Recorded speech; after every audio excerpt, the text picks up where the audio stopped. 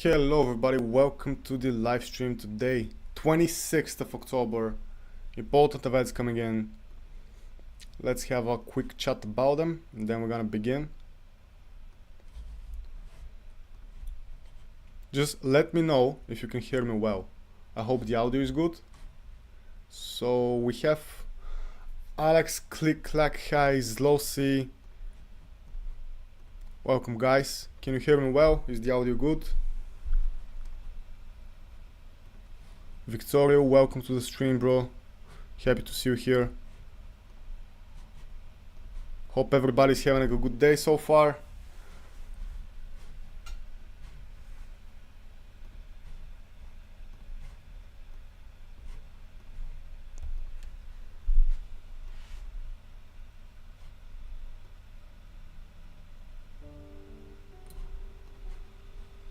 So good, Kustadin is here.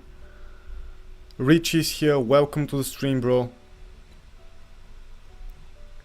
Rich is here. Okay, so I believe everything is good. So let's begin, guys. So today we're gonna have the advanced GDP coming in a few minutes. So we have about 10 minutes before the event. So my aim for the stream was to literally catch everybody before this happens, so we can have you know, a good discussion about ES and BTC at the moment. So let's begin with the charts. So on the macro picture on ES, I've been talking about this harmonic for a while. I'm gonna begin with ES and then I'm gonna transfer into the crypto world. So let me just check something quickly. Okay, all right. So a few things back when we were here. Remember, everybody in the group should have called the swing shot from here. As well, the intraday one, right from that level, 46.25. Okay. And I'm gonna close this. I just want to explain something about this picture right here. Okay. Okay guys, so literally at that time, we were talking about into the group, whoever has been into the Discord knows about this harmonic particularly. So everybody should have been aware of it. Now, what's next and what is my opinion about ES on the macro? So let me just close these things, hide them for a second. So, very technical interactions in my opinion. So the first thing which I want to talk about ES right here. First of all, even after the rejection, you had the option to come into the golden pocket. So this area right here, so you could have, even if you missed this swing shot, you could have entered in here. And then this rejection right here, as you can see, the weekly level, we have it at 43.82. On the daily, it's a bit dodgy, right? But then if you switch on the weekly, it's very obvious how it's been flipped, you know. So here we have the weekly and here back test resistance, and then you move back downward to the next weekly. And currently we're hovering around this monthly level. And we have very important support on the macro time frames for ES coming into these levels. Now the first support which I'm monitoring on the macro picture about ES, if you take a look at the anchored view ups from that swing failure pattern in the previous October, if you check this out, is coming into this weekly level. Then if you add a fib from this low to that high, the golden pocket is coming into this area with this weak level. And as well, if you take a look at the point of control of this whole consolidation range, it is coming in here as well. So this is going to be a very important level for ES to hold on the macro picture. And of course, I'm going to be looking for a swing long into that area, which is going to be looking like this. This is going to be a swing low which I'm going to be looking for. And of course, if you want to have higher returns on ES, you can generally just look into stocks which are highly correlated with ES. So yeah, this is gonna be my swing plan for ES, and this is gonna be the very important level which needs to hold. Of course, can we lose it? Yes, it's absolutely possible, and if we lose it, I'm gonna be looking into the bigger golden pocket, and it's gonna be coming into this weak level. So essentially, if we lose this anchored view ups, I'm gonna be monitoring for ES to come back down here. Of course, you should have a plan. Is it possible just to bounce? Yes. Is it possible just to lose the level and come back into this one? Yes. But the most important thing in my opinion is just to have the plan and just to focus on the charts. Okay, so let's delete this. Let me just check a few things. Yeah, so currently I'm monitoring this potential harmonic. So essentially the pullback is gonna be into the 886. So if you take a look at from Hicks to A, and let's monitor the 886. So this is the harmonic which I'm monitoring right now.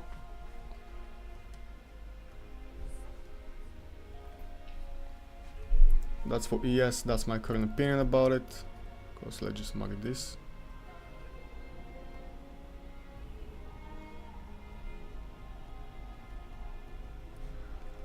And if I'm gonna enter into a swing trade right here, I would like to wait for some kind of a daily closes, or I'm just gonna wait for the daily candles to close.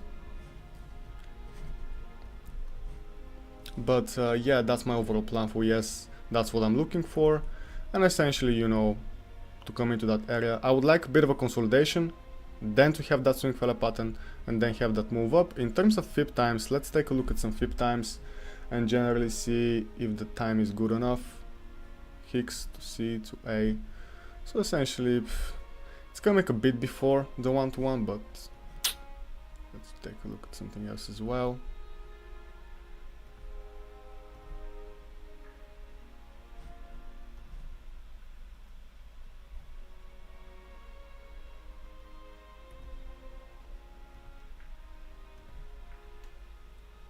Okay, so 3rd of November. Okay, so yeah, that's the, you know, the deep points should be put somewhere around that time. I know that we're coming in a bit too fast right now, but it's good to be aware of. So yeah, that's what I'm monitoring for ES at the moment as we speak. Now let's jump into the intraday one, intraday charts. Okay. Let's just hide the harmonic so it doesn't distract us. Generally, in terms of interactions with high time frame horizontal levels, let's say weekly or monthly, as you can see, usually it likes to hold around them. Like the first interaction could be like this one, like clean, come in, back test it, move back down, and then later on to have that interaction.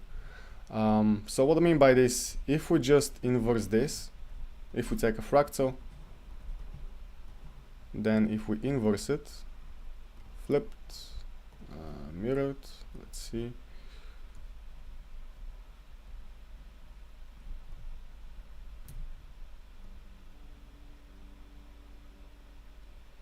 So yeah, this is something which I'm interested in, looking at ES.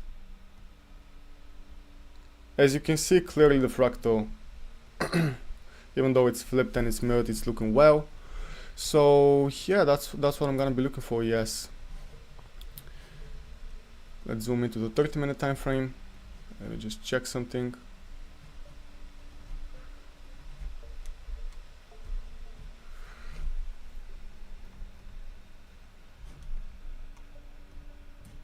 Also, as you can see on the 30-minute time frame, you have all these naked points of control. So you have one here, you have another one here.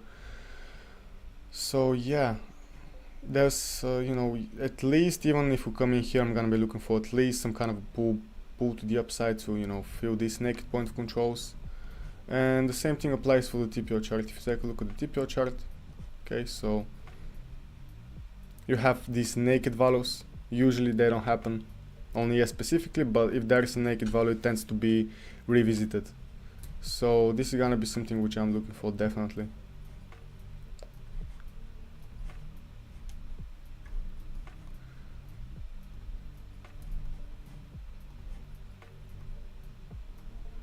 So yeah, this is gonna be a very important box to hold. Even if we do make some kind of a failed auction below it and then we reclaim it, it's fine. Yeah, simple as that, guys. I like to keep things simple. So yeah, option 1, then if you move back down, look forward to this weekly level right here.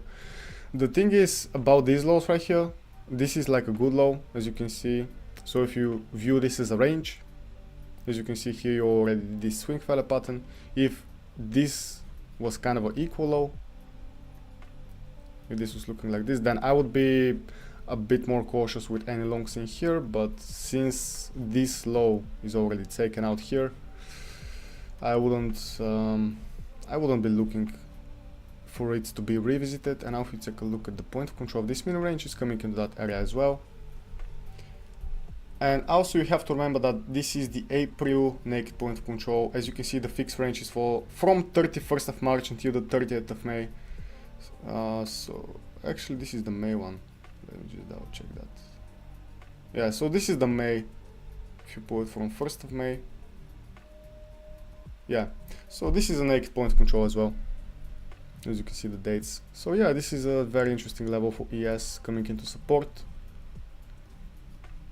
Now let's talk a bit about crypto.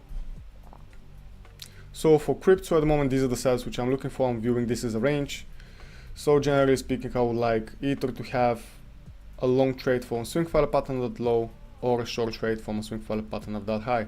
Also, you have to remember that here we did front run these naked point controls. So these are the interesting setups for me on BTC. This is what I'm looking for. We're gonna have the news in a couple of minutes. So let's see how the market reacts. Let's take a look at these things. Actually, let's look at the chart together. So yeah, that's the Bitcoin chart. I believe most of the people that are currently in the live stream are Bitcoin traders. Anybody got any questions about ES or any questions about BTC? Let me know.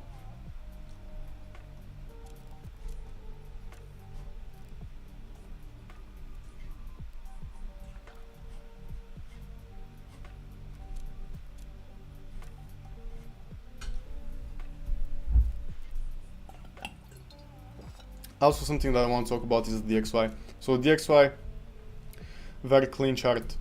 We had this parallel channel right here.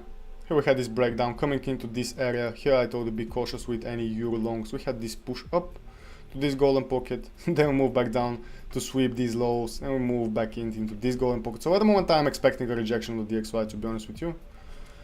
So let's see how this plays out. If we check the euro pair, so euro USD, I'm still into this swing long position from here. Yes, here I've booked profit, but I still look forward to potential push up here. So maybe I'll add here. Let's see. I just want to see the news. Okay, as you can see, the advanced GDP is higher than expected. Good unemployment claims. Everything is good for the economy. Everything is nice. As I told you a couple of months ago and weeks ago, the economy is absolutely fine. So yeah. At the moment, absolutely no problems with the US economy, to be honest with you. Let's see how the market reacts. On ES at the moment, I'm not looking into any positions on ES to be taken into this range. I would like for the market to open. Check gold. Gold is looking into this range. Let's take a look at this.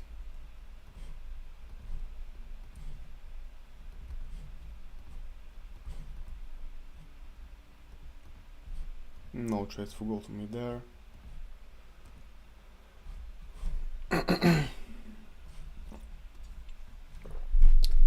Also, Ethereum currently is into this resistance, the golden pocket, and the value area high. And also, as you can see, this high volume node. So essentially, Ethereum from here could have a pullback into the point of control, potentially if you low these balances, or some of them. But for this to happen, we should see essentially Bitcoin rejection up here.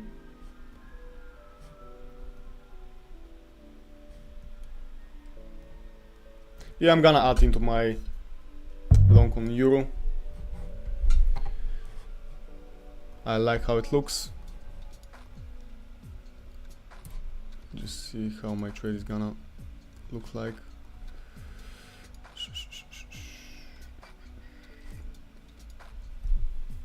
Yeah, at the moment on this swing I have like 4 lots. I'm gonna increase them to 8.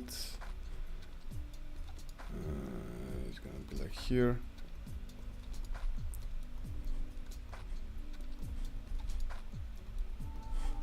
Okay.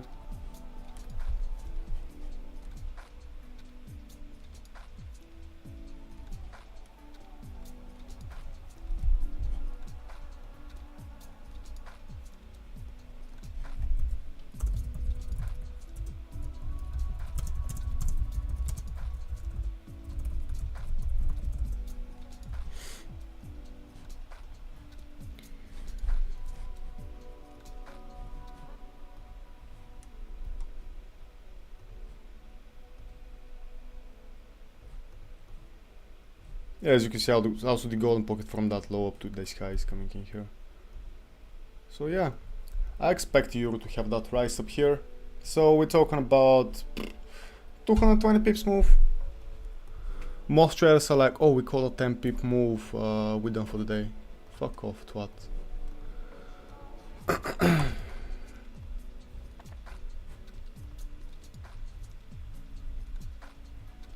Yeah, I would like ES to have some kind of a pullback here and then come back into this region maybe later on. We're currently at support, so I'm not bearish on ES where we stand. Just come back into the DXY chart.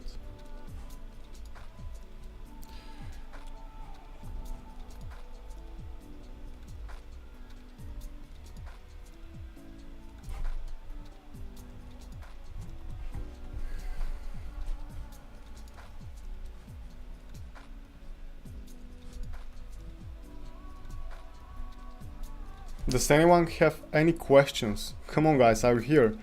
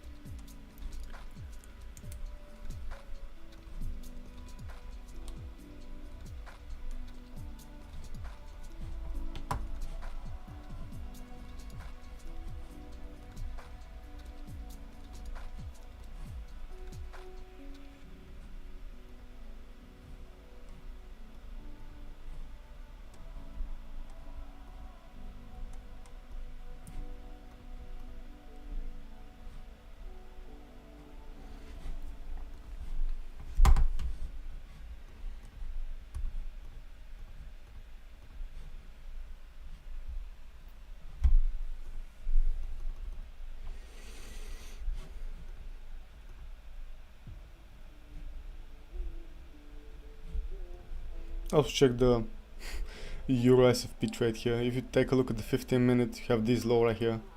Come into the news, sweep that out, move back up. So if you want to be extremely risky, you can use like a super tight stop loss on EU. Or you can be more sensible like me, because it's possible to have another sweep of these lows.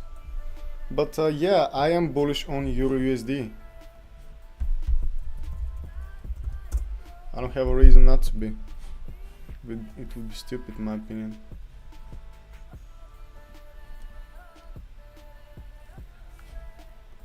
Is there usually much movement if data is as expected? Yeah, usually in this type of news there is more movement if the data is different than the one that's expected, because usually what happens is if something is as expected, it's already basically priced in, yeah. So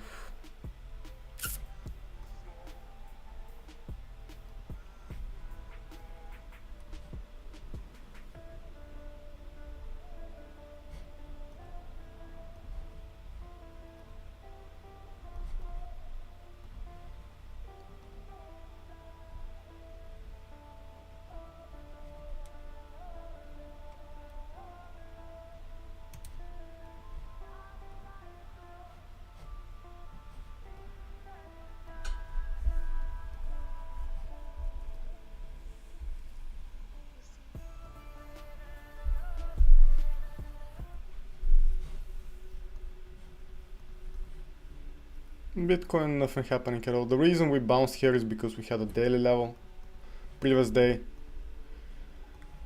Actually a bit before the previous day.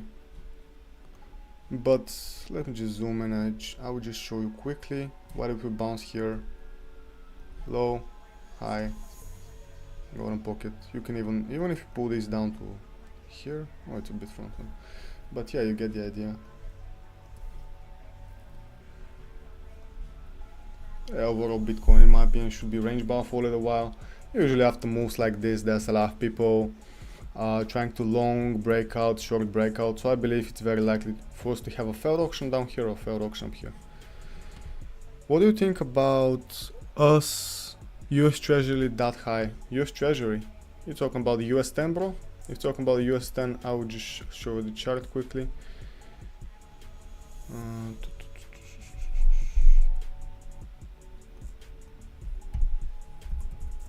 I'm talking about US 10 for a very long time. I think, what was it? I think like in 2021, in 2021 when the US was down here, I spoke about coming into the 5 region. Why? Because we just had the golden puck from that high down to this low income influence with the monthly, these equal highs here. So it did make sense for me back when we were here, for the US 10 to come in here. And even if you take a look, let's say here you put this monthly level, reject it, back test and moving back above that. But however, I expect it to be topped out. I expect it to top out around here. Like the current economy can't stand high rates above 5 something, like everything will just blow up, you know. So it does make sense for me, you know, the US 10 just to top out below 550. And yeah, you can imagine what's gonna happen with the economy when it tops out. Like currently you have like a very good economy, and after that it will be even better in my opinion. I don't know for how long, but generally speaking, in my opinion, everything will be fine. I don't understand why people are being that bearish after such a long such long test, because essentially you did test the system, you did test how people would manage with such high rates. Everything got tested, so it held. Everybody's talking about being bearish on real estate and stuff like this. Yeah, in the long term maybe it would play a role, but it's already priced in my opinion. Like the fear is priced in. You already had some kind of a pullback on real estate, like in the US and Europe. Of course, some places will be a bit more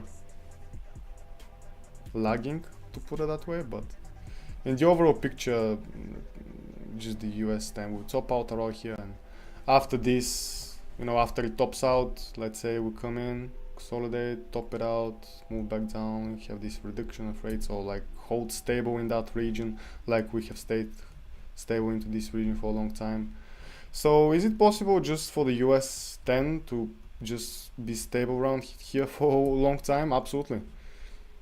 You know, there's nothing certain, but can it just top out and then they start cutting rates? Who knows? We have to see how it plays out, my friend. But in my opinion, it doesn't matter if we just top out and we just spend time around here between 5 and 4, 5 and 4, e.g. bouncing between these two monthly levels. Because keep in mind that's a monthly chart, you know, you already had the move up, so you're either gonna be looking for consolidation or move down, but that's up to see. I don't think the US 10 will go above 550. That's my opinion about it. There you have the move down on the DXY after sweeping it high. You know, it's pretty much the same chart as the euro.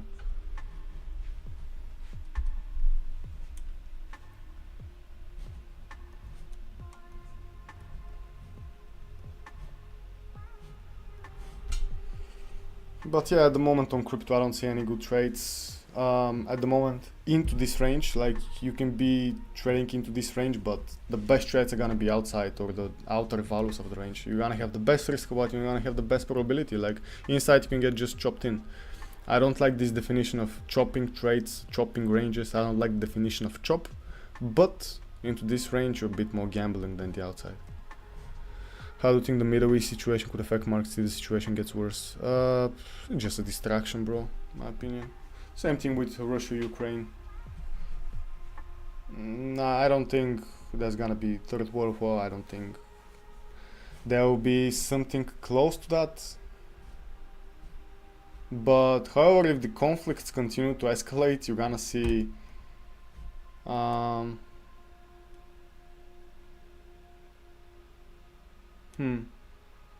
It's a good question, to be honest with you. Middle East situation could affect markets if the situation gets worse. I don't think any other countries over there will get involved, but if we want to be objective, there's always been some kind of a conflict into the Middle East. I remember that. There's always been some kind of a conflict over there. Was it Israel? Was it Iraq? Was it Afghanistan? Was it Taliban? Was it Hamas? Same shit, bro, just a different name. But in my opinion, it's just some kind of a distraction about it. And, you know, it didn't affect the yes at all. Like the time it happened, it affected gold, I will tell you that, it affected gold. But let me just show you something quickly about gold. That's why I'm always saying fundamentals are lagging behind technicals. Back here on 6th of October, Friday, I said XAU is ready to move up next few weeks. And also we had this bounce from the week level at 1810, right? Let me just come into XAU so I can show you what I mean by that. So over here, you can clearly see how we range before week level. That's what I like. If we have a consolidation before hitting key level, have the consolidation, sweep out everybody, have the breakout, backtest the range highs, and then continue with the move up. But however, let's see when did Israel-Palestine conflict started.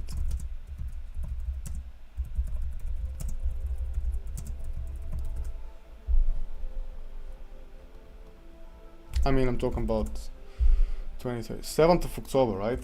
So we put the bottom on 6th, and then on the 7th you have the you know, the thing. So generally gold bottomed out before the event happened. I mean, technicals show that this thing was about to move up, and my post is from the 6th, right? Even before the market closure.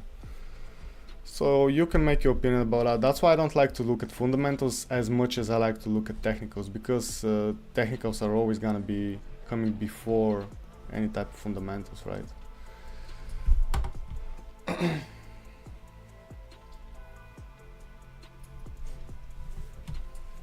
Yeah, so I don't think any Middle Eastern situation is gonna affect markets that much.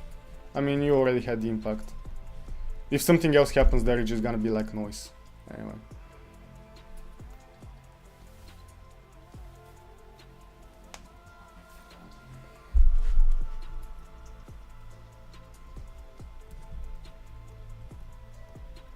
And also something else which I want to add, if we take a look at, let me just see. You remember the Russia-Ukraine conflict? I don't think if it was like 22nd of January or it was like 23rd of February. Let me just see. When did Ukraine, Russia war start in 2022? 22nd of February, bro. 24th. 24th, right? So you have these kind of equal lows here, and you also have the 886. And back here, I remember I was still in one Bulgarian group over here, and we're talking about that long at the 886. And you know, these type of conflicts, if it's not something directly in a conflict with US, it's not gonna affect markets that much. Of course, it's gonna affect them in one way or another, but it's nothing major. It can impact things like international trade. It can impact like sales, stuff like this. Like mostly it impacts commodities. So if we take a look at commodities, let's take a look. Oh yeah, that petrol swing is still printing. Yeah, I'll wait for the 80, but 24th of February. So as you can see here, 24th. So the massive expansion of gas was around that conflict, right? So here is where the conflict started. You have this massive expansion. If you take a look, let's say at wheat, you know, similar thing. But the top was put right after that, like 10 days. 24th February. So over here you have the top a few days later. So it impacts mostly commodities, right? It's not impacting that much spot assets. It's mostly gonna affect commodities in one way or another. That's my opinion about it. And it also depends what type of commodities.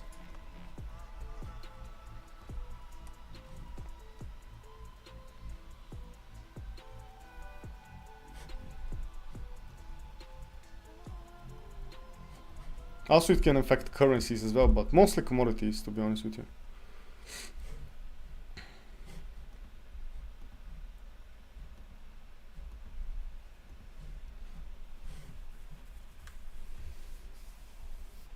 I hope everybody's enjoying the live stream. If anybody has any questions like this, let me know so we can speak about it, because at the moment there's nothing going on really. I don't see any good trades except this swing on EU, but Bitcoin, as I told you, potentially we can be looking for Ethereum shorting into this area, but I'm not the biggest fan of shorting Ethereum right here. I have a long from down here, which at the moment I did close actually when we did hit the golden pocket on Tuesday. But at the moment I'm not sure if I want to short this. Like, the only way I would short it would be with a stop loss above that high, because otherwise it just gets too wide, right?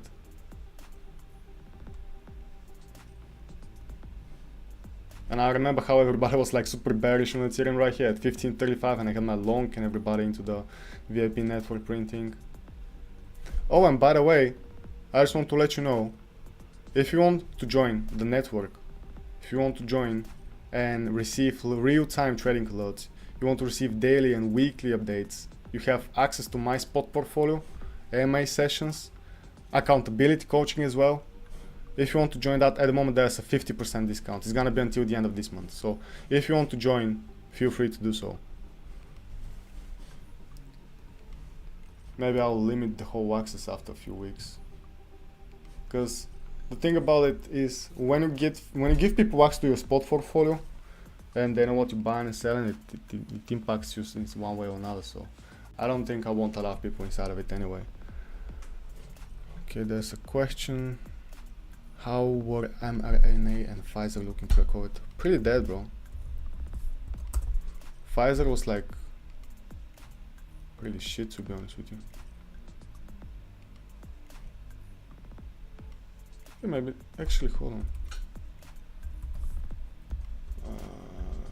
Fuck India. Yeah, so there we go. So if you take a look at the weekly chart, this is where COVID started, right? 2020, and then you just made 2x. But keep in mind that's like billion dollar company, so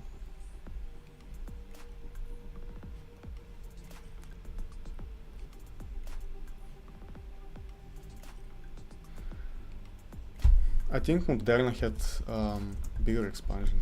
Yeah, there we go. So this made like 10x, while Pfizer did just like 2x. Fucking Bill Gates, mate. But yeah, if you take a look, so here's 2020. This one, the fucking stock is listed, right, in 2018. Then bam, COVID hits right here. And then from the COVID bottom, 18 bucks up to 420. Kind of a meme, right? 420. Actually, the whole top is at 500. 500?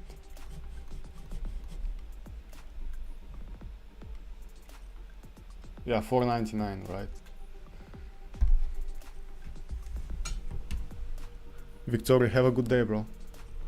But yeah, bro, like at the moment it's just trading like a shitcoin. Keep in mind that everybody that has known about COVID back here, as you can see, here it looks kind of an accumulation, right? You have a range low. Here we have a range low. You sweep it, you come back up, then you have the range highs here. You consolidate under them, you break out. And then you just have this huge expansion, right? And then everybody's booking profits on fucking Moderna, vaccination shit. Right now we're sitting here, just a shit coin. Basically, as you said. I have zero sympathy for these drug companies. Because that's what they do, right? Even if you take a look at the health technology, it's like BS all the time. Few examples. Let's say a pharmacy store, CVS. Take a look at CVS. COVID from 60 up to 105. But keep in mind that in this period, every single stock that was trading, every single stock, doesn't matter, it's like a retail trade, Clovers, or meme stocks like Jimmy, or anything that's just listed on the stock market had this huge increase in the price. It doesn't matter what it was. If you just put money into the stock market, you just made money. That was it. Same thing applies, let's say, for BioNTech.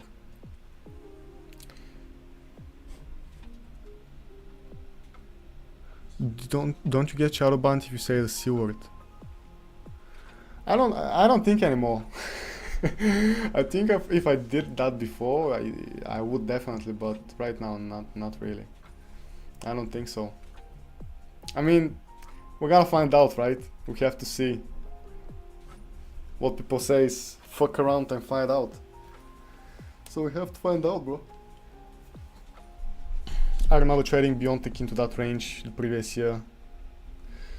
But same thing with BioNTech, bro. Like here COVID happens, 2020, from 30 bucks up to 400. So yeah, the people that made money in terms of all these, BioNTech, Moderna, Pfizer, were the one that were invested into BioNTech, Moderna, and Johnson & Johnson.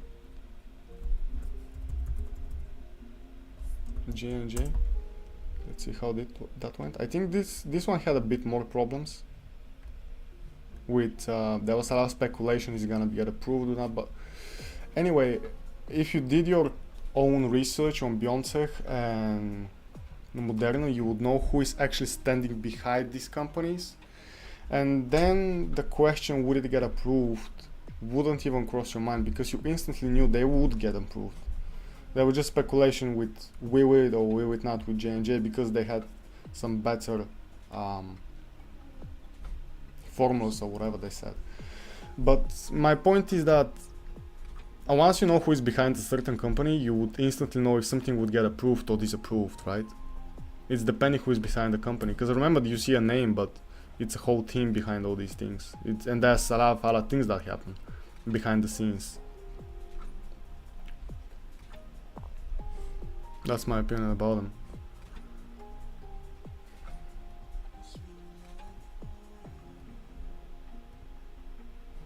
Let's just take a look at a few stocks. And also, you remember how in 2020 and 2021 all the Robinhood traders were booming out, and here you have the listing, here top out. And then at the moment it looks a bit like accumulation, to be honest with you, or potential continuation of this whole downtrend. But if trading becomes popular again, because at the moment trading is not popular. Making reels on Instagram is. Anyway, if trading becomes popular again, this is gonna like moon. We're gonna moon again if all the Robinhood traders come back into the game. So if you take a look at the fixed range, yeah, you can clearly see VAL respected, point control, move back down, back test, come into these highs, take that out, come back into the point of control, bounce from the point of control, back test the VAR, come into the point of control, back test that, and at the moment you're looking forward to 840 on Robinhood markets. So yeah, in my opinion, if trading becomes popular again, Hood is gonna be definitely one stock to look at. And also IBKR Interactive. Oh, it's good now. Yes, that I wouldn't buy that right here. Yeah, if I want to buy something, I would like to look at like shit like this one, because you get the more, in terms of like accumulation type of thing. That's what I prefer to my chart to look like if I want to buy something on spot. Same thing for ARK. If you take a look at ARK, at the moment it's into support, right? But it's looking like shit overall. Like here you top out these growth stocks that went fucking hell, and then you jump back down into the macro golden pocket, and the moment you're hovering around that levels. And if I buy something, I would like it to be something that looks like this, like shit faced. Because remember, if this thing starts to rally to the upside, you have blank spot here, potentially you could be looking forward to this region, right? So anyway, that's my opinion about stocks. Let's take a look what's going on right now. Nothing is happening at the moment. Most likely things are gonna happen after the US Open. But yeah, at the moment volatility is low. If you take a look at VIX, 20, nothing major. The volatility was interesting in 2021, 2022. We had like over 20. Maybe it's coming back into that range.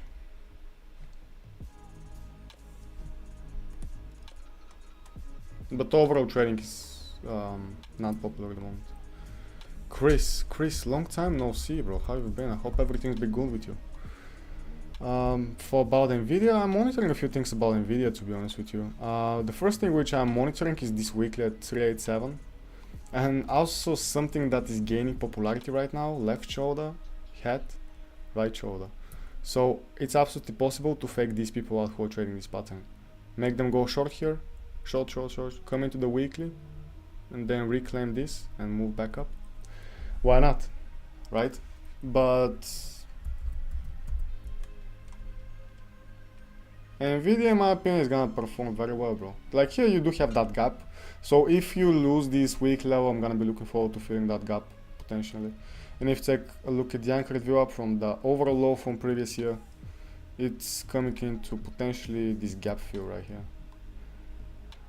But yeah, these are the things which are interesting for me on Nvidia.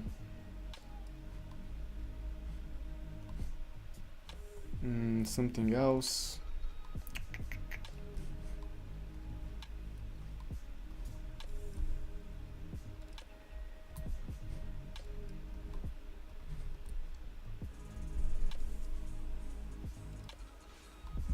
Oh yeah, also in here you have to remember low, not being swept, so why not just come sweep them out weekly, anchor view up, SFP, reclaim, move up.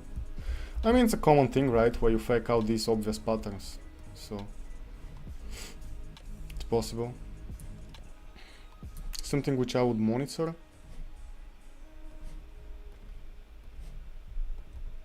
is gonna be the deviation pocket potentially for us coming into this area maybe.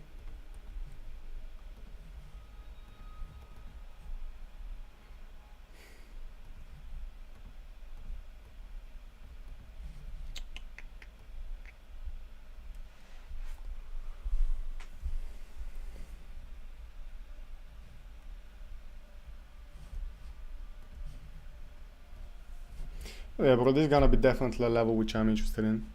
Then if you lose that, I would look into the monthly. But on the high time frame picture, Nvidia is not bearish in my opinion. Yes, on the weekly candles, it does look ready to pull back. Then you feel this imbalance right here. But on the high time frames, I do expect Nvidia to continue higher. Especially with the AI narratives and stuff, they're doing some deep learning. A lot of things are happening behind the scenes, which a lot of people are not thinking about. So what I want to say about Nvidia, that they're like the best into machine learning. Like they have the lowest limitations, they have the best language processing, the best natural language processing, the computer visions, and everything connected with AI, like deep learning and stuff. They are the best at what they do. So I believe this AI narrative is gonna continue for a long time, to be honest with you. There's a lot of things that are happening into that area. So the thing about Nvidia is that here is like very high market cap. So if you want to invest in something, I wouldn't recommend Nvidia. Maybe for day trading, the trades which I'm talking about right here are good, but on the overall picture, I wouldn't invest into Nvidia because it doesn't make sense for me to put my money into something that is essentially risky, because keep in mind that technical sector is like risky and it's the riskiest of all. But if you think about where you want to put your money, and you want to put them into something that is not overcapitalized and also it's not that risky, right? And Nvidia doesn't check the box on these two requirements. It's overcapitalized because it reached Nvidia market cap 1 trillion, right? So why would I invest my money into something that has 1 trillion market cap? I won't invest into that. If you want to do something like this, just put them in the ES, SPX. That's where it makes more sense for me. There you go.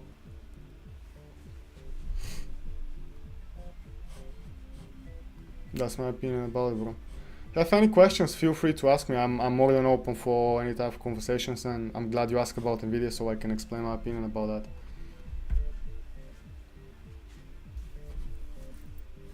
Does anyone has any other type of questions?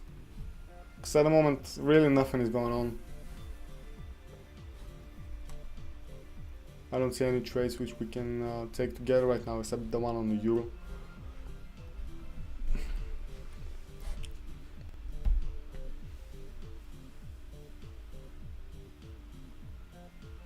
How you use Pitchfork?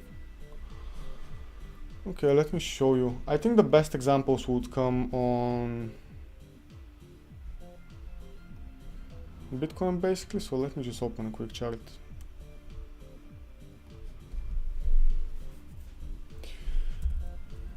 BTC USD Coinbase. So there's a couple ways which you can do that.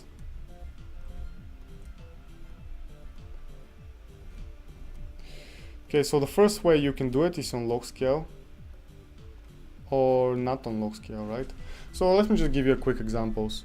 So if you take a look on the pitchfork from the bear market bottom to the first rally and then to this low right here, and then what you can do, you can play with it, right? The original one is giving you a bit of a steer angle, and then you can actually just reduce it by using any of these ones. And also, let's take a look at how it looks like when you're not on log scale.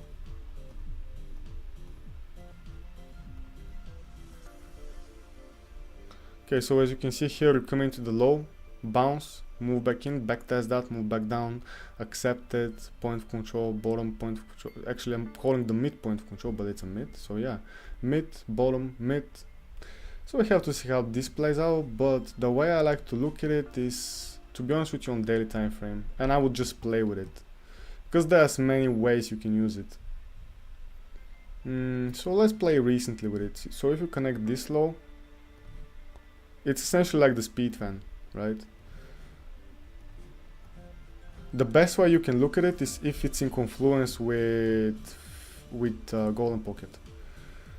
So let's say, let's just see where we did have like a good pullback to a golden pocket.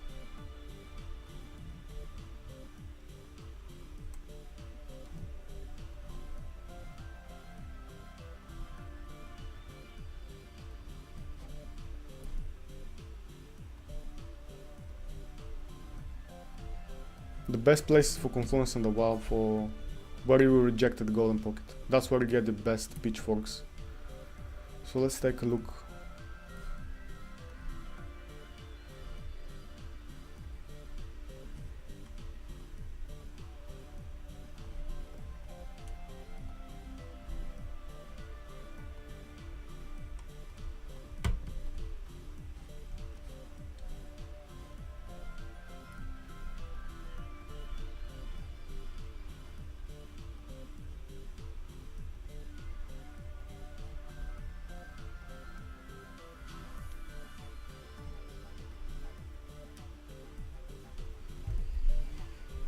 So that's the way it looks like. Also, if you take a look at Ethereum USD, I think there is better examples, to be honest with you. And the reason for that is because Ethereum has been respecting more pitchforks and more golden pockets on the high term time frames. Again, on the high term time frames. What I mean by this, if you take a look at, let me just remove this. So if you take a look at golden pocket, actually on log scale, from the overall high here to here, golden pocket. From this low up to here, again golden pocket. From here to here, come on.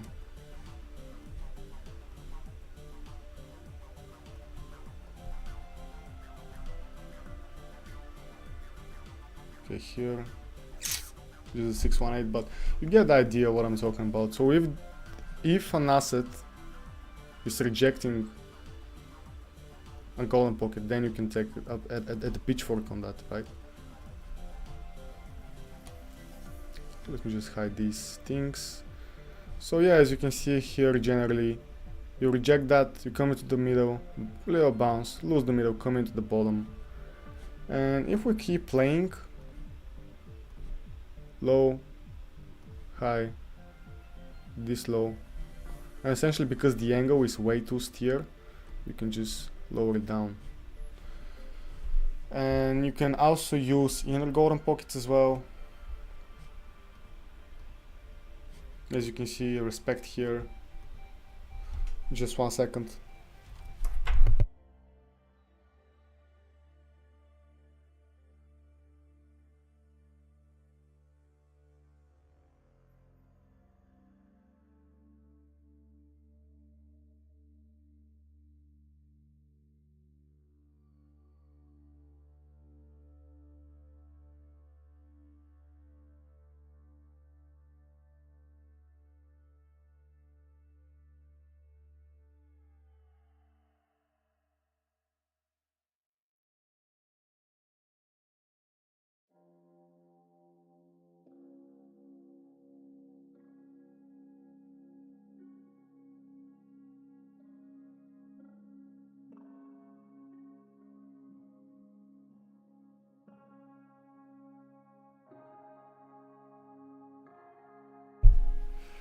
Yeah, thank you for the patience, guys. Just had a ring on my doorbell.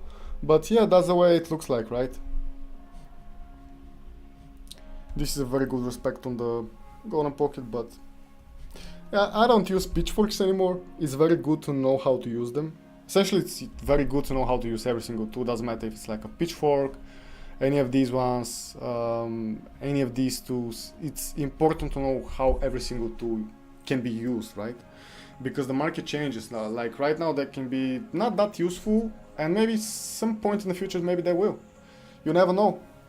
But yeah, guys, I hope everybody has a good day. I'm gonna wrap it up for now. I got things to do as well, so I don't believe there's gonna be any good trades at the moment, except these ones, that the one on the euro and these ones on BTC. So yeah, I'm gonna wrap it up for today. Hope everybody had a good time. Hope you learned something. Enjoyed the live stream. So yeah, guys, I want to wish you all the best. Take care, and I'll see you in the Discord.